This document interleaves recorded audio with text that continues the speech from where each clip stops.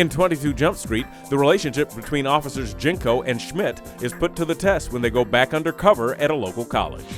I'm Phil Lord. And I'm Chris Miller. We're the directors of 22 Jump Street. You're watching Made in Hollywood, and here is a clip from our upcoming film. Well, I hoped never to see you again.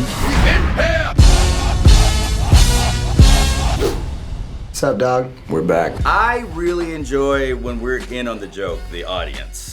And the audience was way in on this one. Talk to me about the big picture. The joke is... The joke is that sequels are always worse and more expensive than the first one. Actually, we really wanted to call ourselves out like we did in the first movie about how turning a TV show into a movie is such a dumb idea. We just figured out that how difficult it is to recreate the magic of the first time in a movie is similar to how difficult it is to recreate the magic of the first time in a relationship and then try to make a movie about that. We thought it was really important to express that we know that making a sequel is usually a horrible idea. Ladies, nobody cared about the Jump Street reboot, but you got lucky.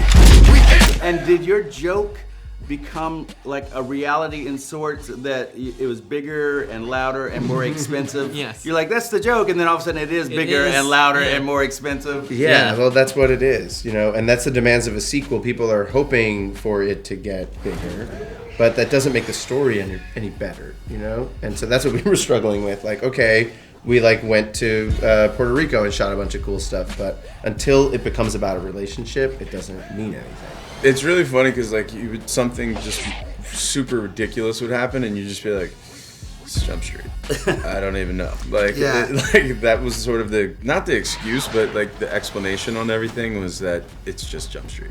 So it was, I don't know. Nothing shocked me that we were doing. So now this department has invested a lot of money to make sure Jump Street keeps going. I like the fact that periodically throughout the movie they actually list the things that what has been expensive. Like that first chase scene was really expensive. Ice cube, it was just hilarious that way. There's a scene where we're in a car chase and we hit an ATM machine and money flies everywhere. And not a lot of people get that joke, but to us that's one of the funniest jokes in the movie. The only problem is the Koreans bought the church back, so we're moving you across the road to 22 Jump Street. And why does this relationship between Channing and Jonah still work today in this sequel? They just have this natural chemistry. I mean, they have such a yin and yang type of thing where they each come from acting from a different place, but they both are really, really good actors and great improvisers, and they just naturally really like each other and have fun bouncing off each other. I hate improvising. I'm gonna need you to improvise. You'll be fine. Just follow me. Stay with me. Dude, I suck at improvising. I don't know what to do. You two sons of bitches are going to college. Oh, so tight. Where do we find them in this point in their lives and their relationship? Probably about a couple years after their big first bust, and Jenko probably wants more. He wants to break through his ceiling, and Jonah's character Schmidt is kind of happy where he's at, and then they have to go to college and meet new people and get introduced to a new world. We'll go around to classes and activities, ask around about the drug, find out who the dealer is. You don't have to do this, man. I just don't want you getting hurt. I'm not gonna get hurt. Oh, it broke my ass. And they want to do something different also, because another joke in the movie is that the plot is exactly the same as the first, but it's not. Yeah, it's not. It's not. It's exactly. Yeah, the we same. just try and say that because that's what the powers that be think that they want. They think people want the same exact thing. Because it's what worked. We're like a power couple. We're like Rihanna and Chris Brown. You're a good dancer. And sometimes you're meaner than I'd like you to be.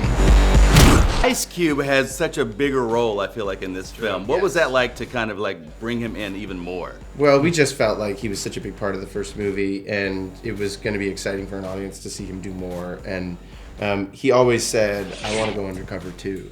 How y'all like Jump Street now? It's great because we got to ask him more questions about his music and movies. Does he ever crack up or laugh? Or I'm afraid of him right now. Pretty much everyone is. I would say it's probably. No, he would laugh sometimes.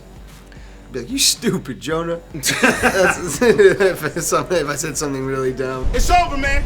Come on back. Let's work on this sequel.